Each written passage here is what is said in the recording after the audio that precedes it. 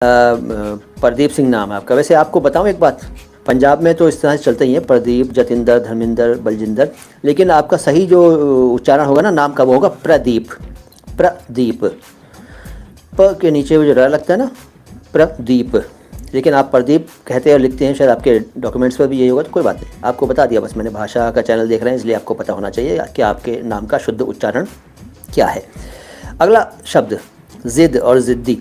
ज़िद जो शब्द है वो अरबी का है और इसको कई लोग जिद कहते हैं। जिद, जिद मत पकड़, ऐसे बोलते हैं, जिद मत पकड़।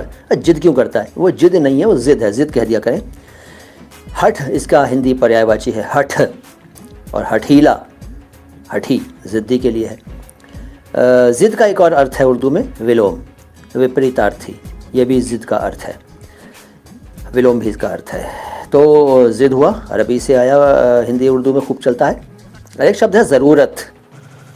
ज़रूर और ज़रूरत दोनों शब्द लीजिए एक साथ, ज़रूर और ज़रूरत। ज़रूर का मतलब अवश्य, श्योरली, डेफिनेटली, और ज़रूर ना कहा करें इसको। अगर आप अच्छी हिंदी बोलना चाहते हैं, अच्छी उर्दू बोलना चाहते हैं, शब्द का सही रूप बनाए रखना चाहते हैं तो ज़रूर ना कहा करें, ज़रूर कह दिया करें।